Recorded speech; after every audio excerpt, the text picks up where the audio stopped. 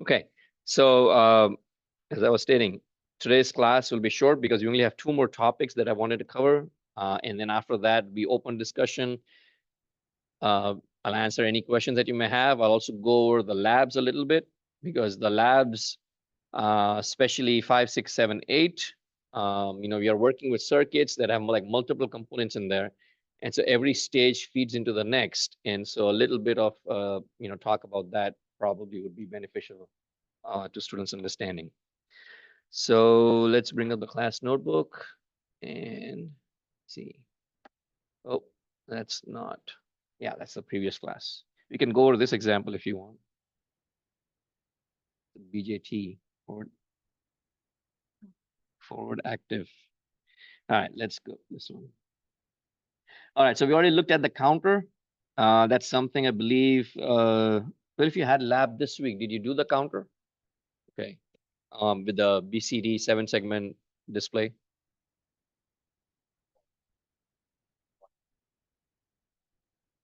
Connected together. Yeah, so the ripple counter. Okay. All right, so what we're talking about today is shift registers, right? We saw the D flip-flop last class.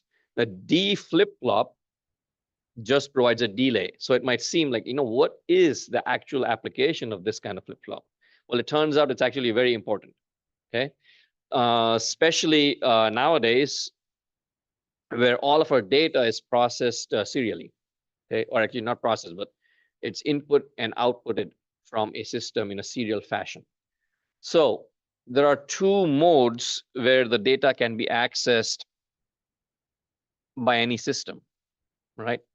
One is serial processing and the other is parallel processing.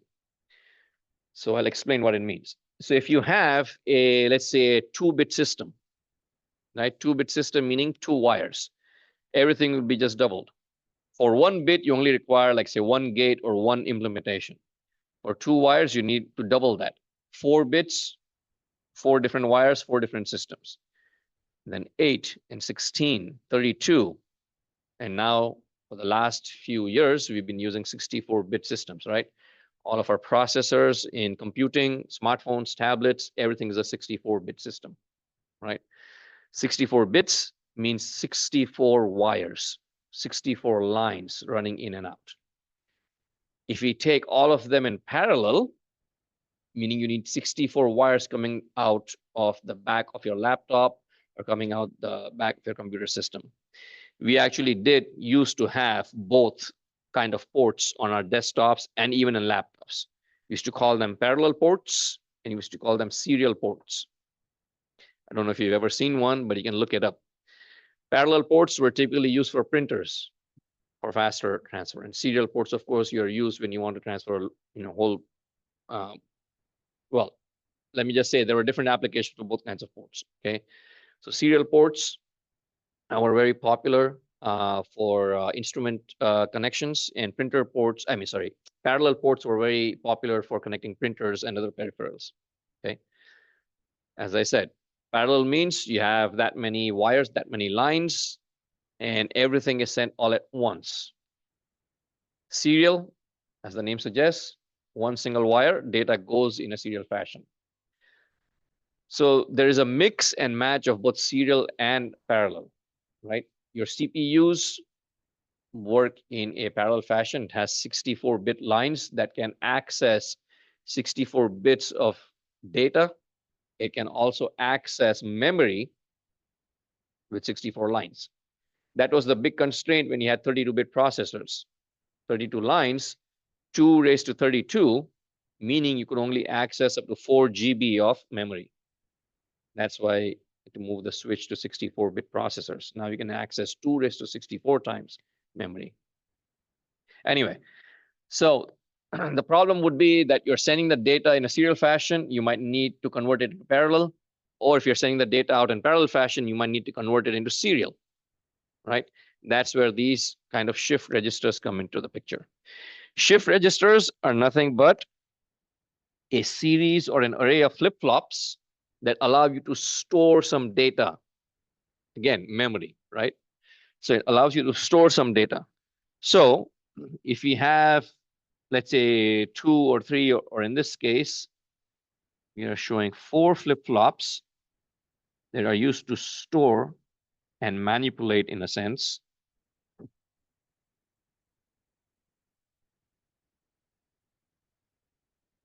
data. The entire circuit is known as a register because it registers the data, it stores it in memory. So the example is being shown here is a serial in and a parallel out data. So it's a serial to parallel converter, if you will. Okay, data is coming in a serial fashion. So serial input, and then you have parallel outputs. Each data bit comes in as one single bit of information. It progresses down the array of flip-flops for every single clock cycle. So depending on what the flip-flop is, whether it's positive edge triggered, negative edge triggered, the data is fed from the first to the second, from the second to the third, from the third to the fourth, fourth to the fifth, and so on and so forth. So here the data input comes in, goes to the first flip-flop. After one clock cycle, it's sent to the output. That output is fed back as the input to the next one. The next goes to the third goes to the fourth, and so on and so forth. Now the system is designed in such a way that the data is held in memory, right? It's delay flip-flop. It doesn't change value, right? It doesn't change in value. So the data is coming and it's going to store it. And we look at the timing diagram on the next slide. The clock here is a positive edge triggered clock. So every positive transition, the data is moving down the line, right? Because the delay flip-flop, again, all it does is it moves it down the line. So let's look at the timing diagram. What do we see? We have a clock signal with 4 pulses, and with a positive edge trigger, let's identify the positive edge triggers. So you got 1, 2, 3, and 4, right? Just to show 4 cycles. This is the data that is sent in serially.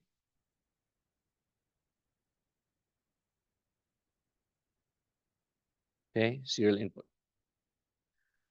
So the first positive edge trigger, the data is already present, right? But it's not going to be sent to the output until we receive a positive edge trigger at that first flip-flop. Make sense? Right? And so here in this portion, it remains as 0. But when the positive edge trigger arrives, that data is sent in. Okay, that data is sent in. Now, after that, it doesn't change in value, right? It's a delay flip-flop. There is no other positive edge trigger that's arriving. So the output of flip-flop 0 remains at 1. It's not going to change. Okay, it's not going to change. Then the next positive trigger arrives here. Then this becomes 0. It stays at 0 for the next piece of data, doesn't get transferred until the third positive edge arrives, which is right here. It goes to 1. It stays at 1. So even for the fourth positive trigger, the data is still 1. And so the output remains at 1 here. And it accepts 1 as input and it sends it again to the output. And so it stays at 1. Now, we are only shown these 4 clock cycles. So if we design the circuit in such a way that it just accepted 4 clock cycles and then turn off the clock, the output would remain 1. Right? So register it, registers and stores in memory, output's not going to change anymore, it'll stay at 1. But again, we are not concerned with what happens after that. Okay. Let's see. All right. So that Q0 is then fed as input to the second flip-flop, which is flip-flop 1. And then that 1, again, only changes for each subsequent positive edge trigger, right? And so that data that was held in flip-flop 0 is moving down the line. At every subsequent positive edge trigger, it's moving down the line. So it's going from FF0 to FF1 to FF2 to FF3, all the way to the end. And so we get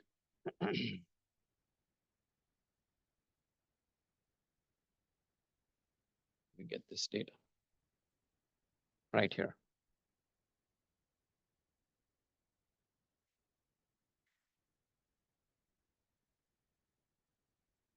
Okay.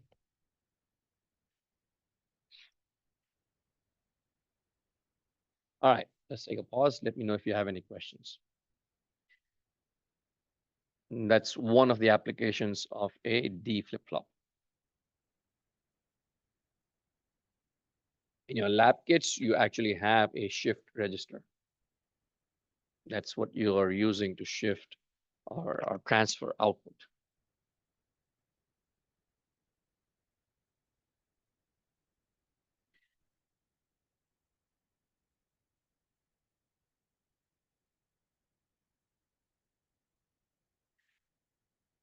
Do the steps make sense? Do the process make sense? Yes.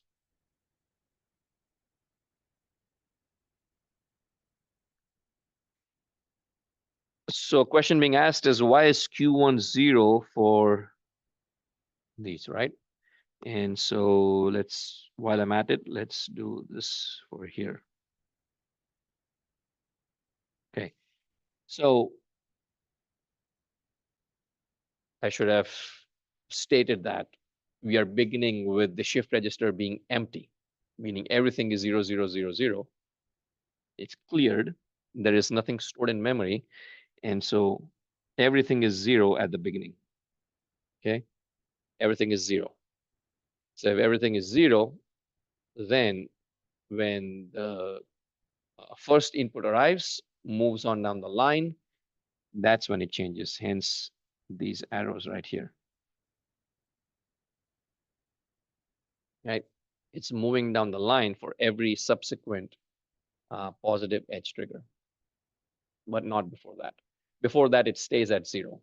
So when flip-flop, the first one, FF0, receives the data signal, all the other flip-flops have stored 0, 0, 0. Right? The first flip-flop receives 1. Right? That 1 is stored in flip-flop 0.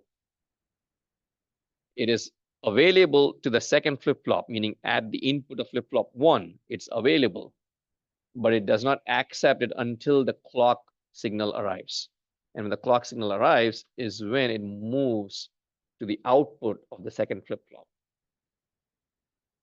So again, the input arrives, it stays at the input of the flip-flops, but it does not progress until the clock signal arrives. Hence, the clock is very important, right? Clock signal keeps everything in sync. So it does not progress until the clock. And in this case, it's a positive edge trigger. We can also do it for the negative edge trigger. So even in the same case, it moves on down the line, but for the 4 negative edges in there. So there'll be a delay of, say, everything will be shifted by like 1 clock pulse. Shifted towards the right by 1 clock pulse. Does that make sense?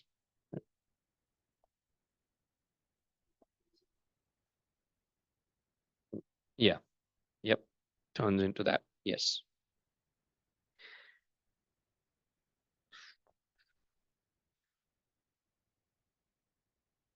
All right. Other questions? Any other questions?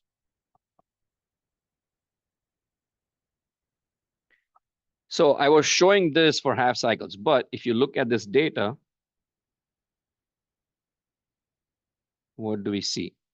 One clock cycle comprises of one positive half cycle and one negative half cycle, right? It's on for 50% of the time, then it's off 50% of the time. That would be the clock. So if you look at the data, what do you see? The data is coming in. We got, what do we have? 1, 0, 1, 1. 1, 0, 1, 1. And it's being pushed into from this side. It begins. This is the start. This is the end of the data. Okay. So 1 is going first, then followed by a 0, then a 1, and then another 1. So it's the waveform is kind of flipped. The way is because we start the diagram always with 0 on the left. Again, I'll explain. The data starts on the left because on a graph, 0 is on the left. On a flip-flop, we are showing it as input from the left. Okay. So 1 is going first, then followed by a 0, then followed by a 1, and then followed by another 1. So 4 bits of data are going in. Okay. If 4 bits of data are going in here, what should we expect? It should be 1 here, 0 here, 1 here, and 1 here, right? The input is coming from this side. The input's coming from this side. So the input's coming from this side. 1 enters first, and it's get pushed into second, into third, to the fourth one. So the fourth one should have the least significant bit. So FF3 has the least significant bit, which is 1101. If you look at the output, what do you see?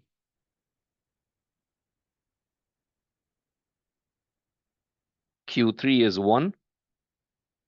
This is 0. This is 1. And then this is 1. 1011. You send the data in a serial fashion. And then when you take the output, everything is stored. So when you take the collective output like this, oh, not like that. What?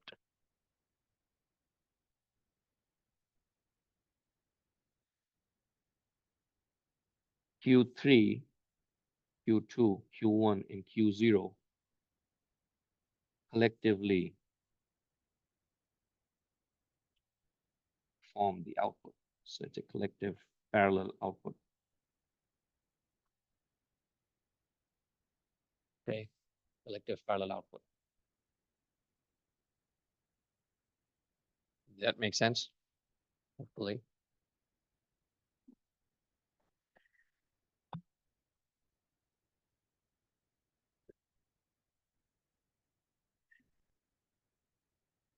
Have you all used a serial bus? Parallel printer? You use it every day. USB stands for Universal Serial Bus. So we had the serial port, we had the parallel ports, and they came up with a new specification called USB. It's a Universal Serial Bus. Data is sent serially.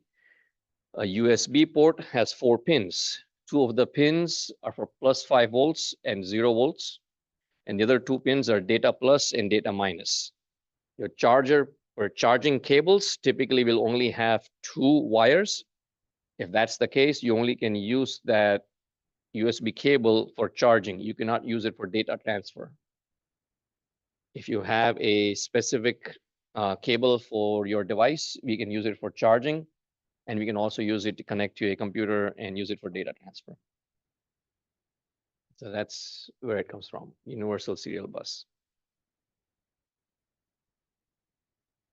All right.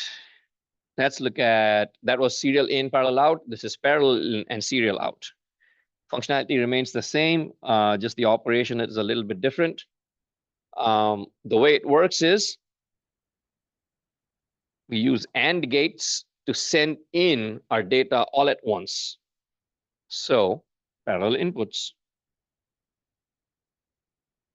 Okay, parallel inputs.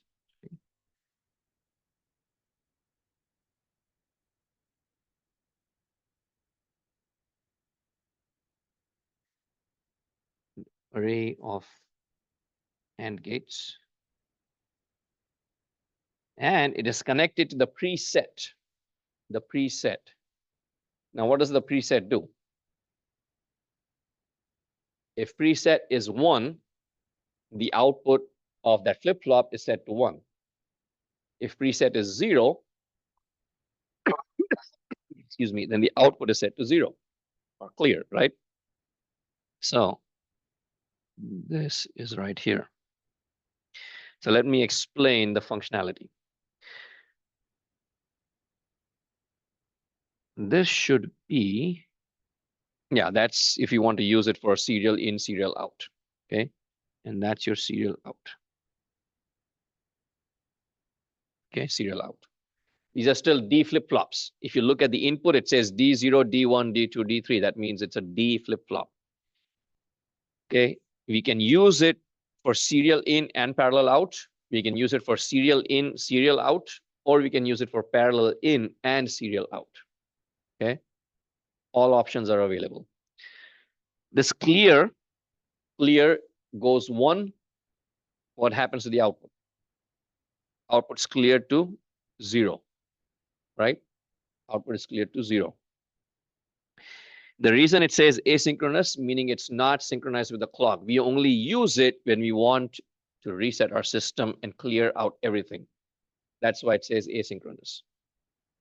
Okay, it's not dependent on the clock signal. It's not dependent on anything else.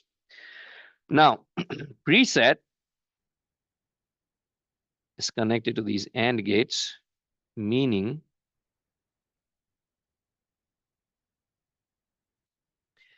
we have an enable. When enable is 0, what is the output of the AND gate?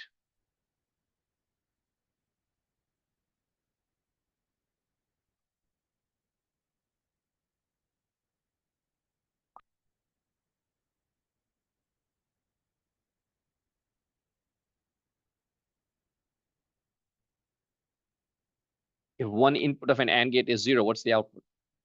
0.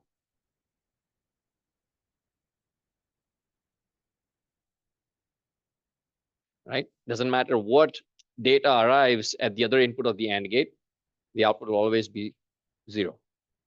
So if preset is 0, nothing's going to happen. Right? Output just stays in the previous state. Nothing happens. But now, if your enable goes high, meaning enable is 1, you made it active, circuit's now active.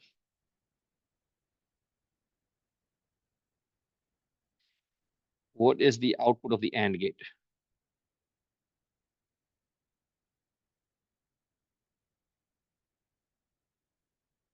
It's whatever input we give at the parallel data. So whatever data we wish to send is going to be available at the output. It's an AND gate. One pin of the AND gate is 1. If your data is 0, the output of the AND gate is 0. So which means we fed our data and allowed it to pass through, right? And if your data input is 1, then the output of the AND gate is also 1.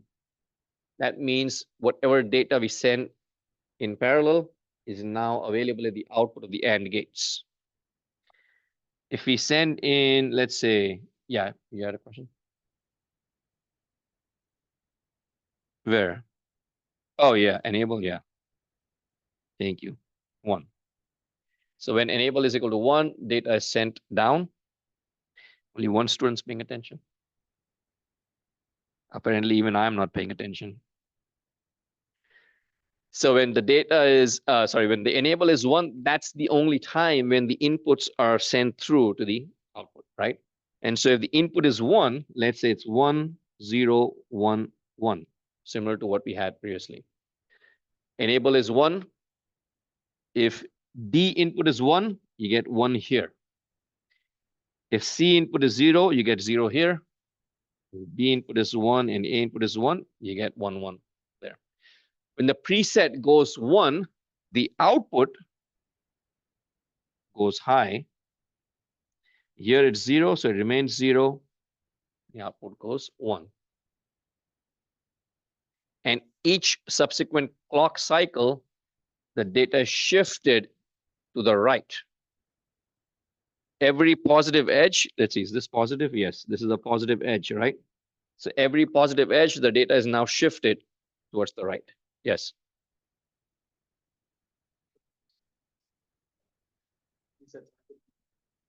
Yeah, so I guess the point being made is then the enable would turn to 0. The answer is yes. We can then immediately turn the input off. So the enable would go high only when we want to send in input. But all of this happens lightning quick, very fast pace, right? We're talking about speeds of 1 gigahertz clock frequency cycles. So, but yes, the point stands. Whenever you want to send data in is when the enable goes high and then it turns off. Right? If there's a continuous stream of data coming, then yes, it will remain 1 for a while. But again, it all occurs at a fast clip, fast pace. But does the operation make sense? Again, this circuit can be used for parallel in and serial out. It can be used for serial in and serial out. We can also take parallel outputs, which is something that you do in the lab. And we'll look at the circuit in just a bit. Okay, that's it for this chapter. There are a few other things that I might, if you think we have plenty of time, so I could probably add that later on. Any questions? All good so far? Yes. Clear would be resetting it to 0. Preset is when it sets it to 1. Yeah, preset in any flip-flop will set it to 1 because we are presetting. It's like pre-warming it, right? What do we say? Warming the oven. Yeah. All right, let's let me bring up the lab documents. Let me quickly go over the lab circuits. First thing I'd like to point out, the lab 6, 7, 8 are not easy to build. Okay, they are not easy to build. So if you have time, get started outside of lab class. All right, E361 labs, and there you go. What lab are we talking about? 6. I think some of you have already done 6, right? But you'd have. All right, so what do we have here? Digital logic, counters, flip-flops, and memory. Logic gates, we studied. This is the chip that you're going to use, 7400. 7400. 4 NAND gates. Pretty standard. You got 2 inputs to each gate, 1 output. And VCC of +5 volts and then ground. Okay. Then you have flip-flops, JK flip-flop, dual JK flip-flop IC right there. And then binary counter. Okay, how many of you have finished this? Just one student? 2, 3. Okay, it's 3 students. So you're using those JK flip-flops. These are 3 different flip-flops. The IC that you have only has 2. So you need to combine 2 ICs, right? Combine 2 ICs because you need 3 flip-flops. You're creating a 3-bit counter.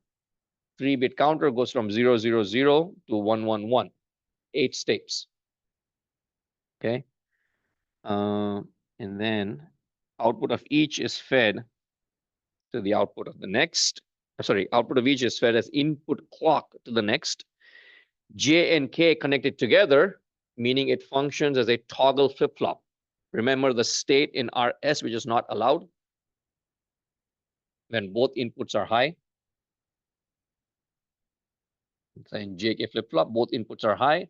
It functions as a toggle flip-flop. Output toggles between 0 and 1 constantly, as long as clock is being applied. So here you are taking parallel output, remember? A, B, C together. So when you create this, you get a timing diagram that looks like this. Okay. Each output is fed back as input clock to the next flip-flop. And we already did this in the ripple counter, right? Okay. And again, please go through the lab write-up. It'll definitely aid students' understanding. Right, RS flip-flop using cross-coupled NAND gates. So we use a NAND gate to actually build an SR flip-flop, right? An SR flip-flop. This is something we looked at last class and the class before that. And then here's the 4-bit counter. So you're taking 2 chips and using both flip-flops in both chips, creating a 4-bit counter. 4-bit counter goes from 0, 0, 0, 0 to 1, 1, 1, 1, 16 states. So it goes from 0 to 15. So you create that counter, you have 4 LEDs. Now look at the output. You have Q and Q naught. You can use either one of them, doesn't really matter. In this case, we are taking Q, the Q outputs each flip-flop and driving it as a clock signal for the next one. So it's better to just use Q naught output. So we use Q naught output, meaning the opposite of Q.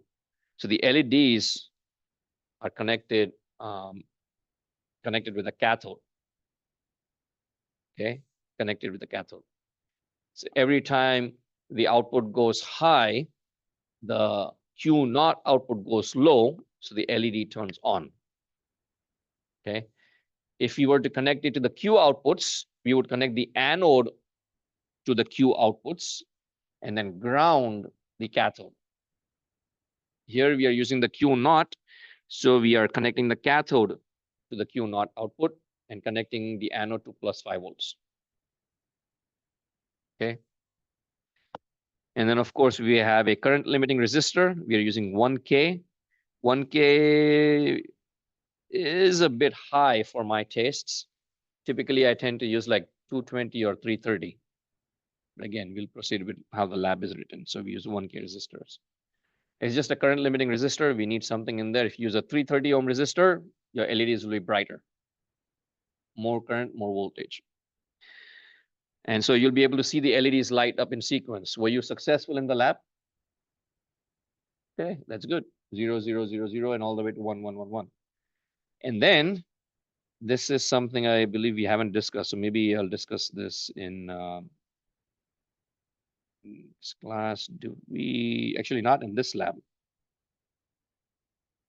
Okay, this lab was building RS flip-flops with using the gate. Then use JK flip-flop to create a counter. The connections are a little bit convoluted. So when you build this, the first 2 flip-flops right here on the left, right? It tells you this is the first 107 chip. This is the second 107 chip. Okay.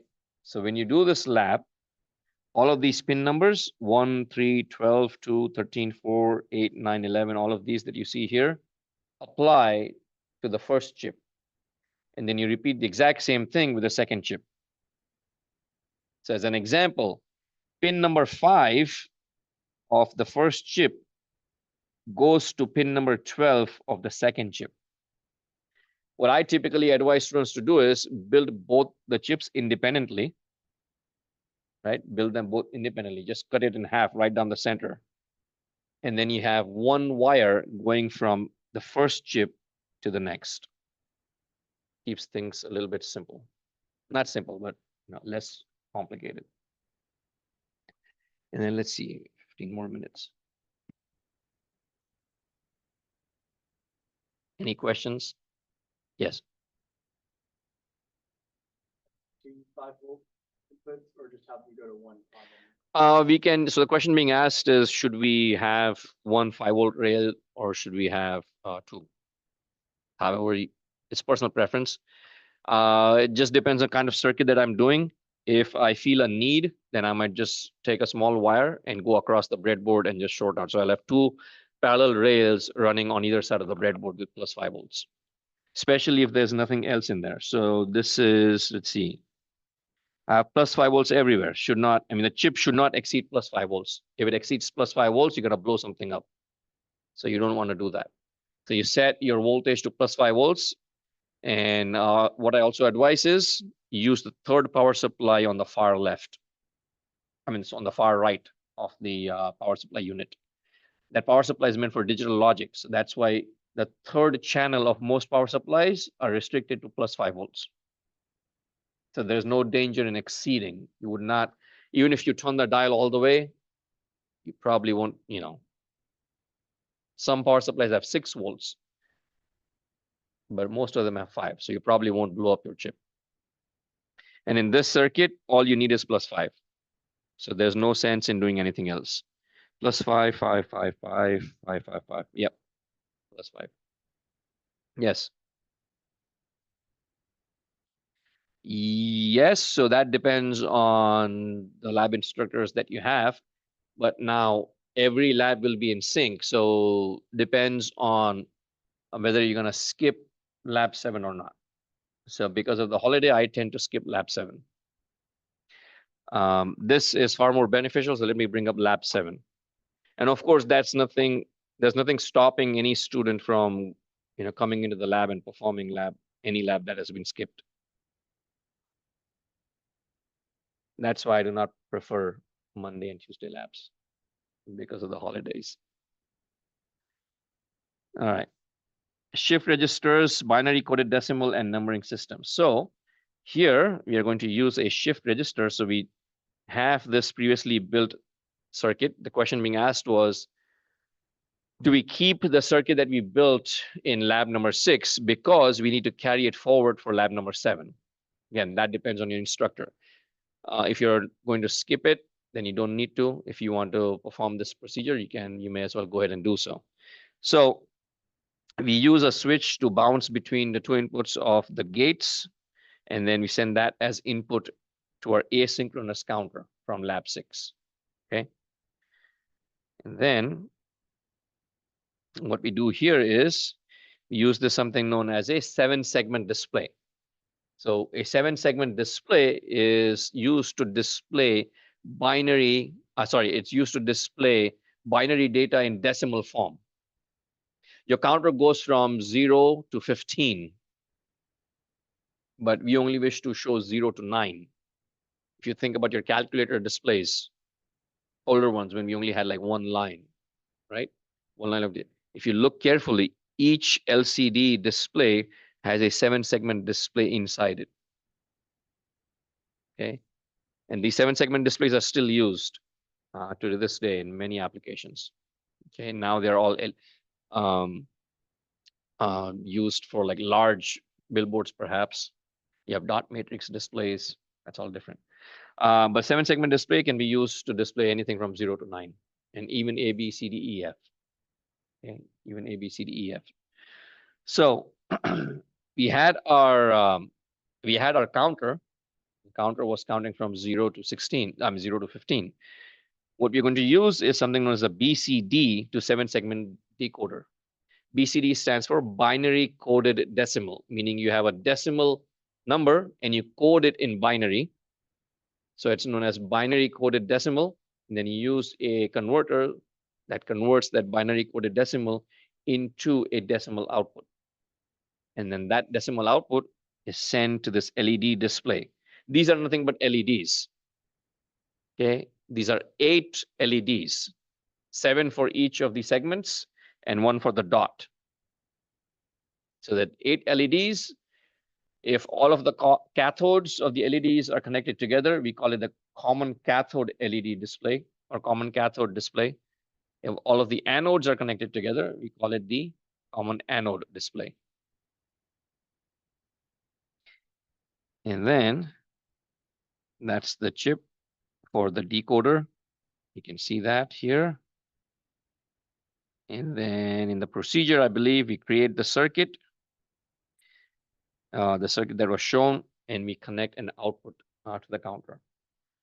So we built a counter in lab 6, and in lab 7, we take the same counter and we feed it into the BCD to 7-segment decoder.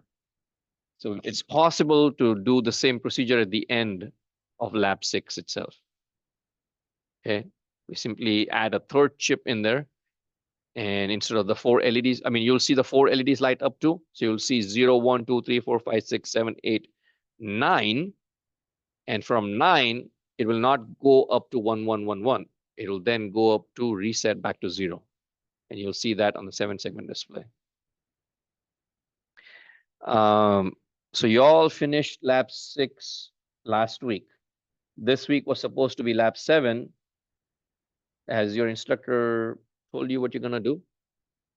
You're skipping lab 7?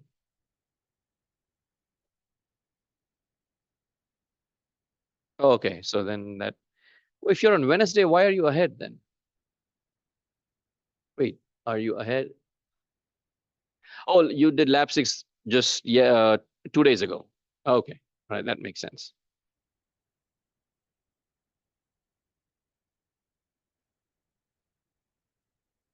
Okay, interesting.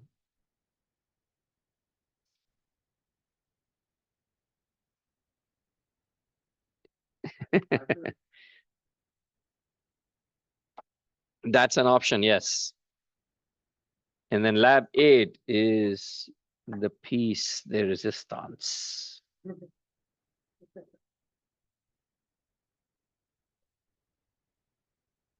And then this is a lot of fun if you get this working correctly.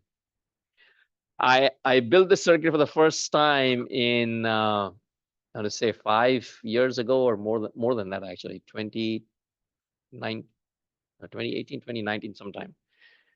It looks so beautiful and it worked beautifully. I kept it as it is. I did not dismantle it. And every single time I teach 361, the first day of lab class, I bring this in and I show it to students. So if you are in my lab class, if you recall, in week 1, I showed that circuit to you. And so this is the circuit we are going to build for lab 8. Okay, it's a pulse width modulate, PWM modulated DC motor speed control. You already did something like this for, yes. No, it's not a servo motor. It's a standard DC motor. So we did this in lab 6, where you varied the potentiometer and you modulated the width of the pulse, if you remember. And so the pulse width changes. When the pulse width changes, the amount of time the transistor is on, that changes. It happens at a very fast frequency rate, right? So the amount of time that the transistor is on changes, meaning more voltage or more current is being supplied to your motor. And so the speed of the motor would vary accordingly. Okay. And so in the previous one, a simple potentiometer, we used a comparator to compare 2 different levels, and the pulse width was modulated. Here we have a staircase waveform generator, and we generate the staircase waveform. I want to say, please read through everything. Okay, it's a rather beautiful experiment for me. I find it. There's some sort of aesthetic appeal for me when I see that circuit built on a breadboard. Okay, it is complicated, but there is an image here that should help you. I think there was one previously. There it is. Okay. So you build it out. There are a few connections that you have to make, obviously. But if you follow the layout that's shown here, you can see it does not, there are errors that can obviously occur all the time. But if you build this out correctly, there's no reason why it should not work. So it's as it stated there, this was, let's see, there is a free ranging counter and a comparator right there. Let's see. So this right here, the 8-5 chip right there, this one, the long one, that's a binary comparator, a Boolean comparator. So it compares, it's a 4-bit comparator. It's taking these 4 bits right here, which is A0, A1, A2, and A3, and it's comparing them to B0, B1, B2, and B3. The input B, it's a 4-bit input, is set by these switches right here. So there is a small 4-pole switch in your lab kit, and you use that to control the input B. So you can set the input to 0, 0, 0, 0, 0, 0, 0, 1, all the way to 1, 1, 1, 1. And you can see that set input by the LEDs. And that's what you see here. Okay. If the switch is on, the LED turns on, meaning the input 1 is going into right here from B0 to B3. And then the clock signal comes here and it's counting down the clock right here. So this is a free running counter. We simply apply clock signal and it cycles through. It's a 4-bit counter, so it counts from 0, 0, 0, 0 to 1, 1, 1, 1. If, for example, your B input is set to 0, 0, 1, 1, 0, 0, 1, 1, right? Which is basically 4. And your counter is counting down, counting up. It's counting from 0, 1, 2, 3, 4, 5, 6, 7, 8. This comparator, depending on where you set your B level and where your input is, will either turn the output on or off. If you set the level for B high up, your output does not turn on until the input A goes above that threshold. So by changing the input B, you can change the amount of time the output is on. And so you're modulating the on time for the output. So you're modulating the width of that output pulse, hence the name pulse width modulation. And so by changing the width of the pulse, you're controlling the amount of time the transistor is on. And by controlling that, you're controlling the speed of that DC motor. If you take that same DC motor and connect it to a battery, it'll just spin, right? You're simply applying a voltage and should just spin. But if you wish to control the speed, there are multiple different ways. This is one way you can do that. I think mechanical engineers would find something like this or come across something like this. Well, obviously it depends on the job that you're doing, but you might be coming across something like that. But that, in a sense, is Lab 8. That is what you're doing. So again, if you're building this, whether in week 9 or whether in week 10, you might want to, maybe practice a little bit outside of lab class. But it's all there in the lab manual. And please read through the lab background that's there. Lab write-up, it's very important. It's very succinctly written in brief, and it explains everything about that circuit or all the components of the circuit. Okay, so we'll end class here today. We'll see you all on Monday. There will be a Monday quiz. I will post an announcement later today, and I will let you know what the topics will be. Okay, you will perhaps have a longer quiz instead of just like 15 or 20 minutes. All right.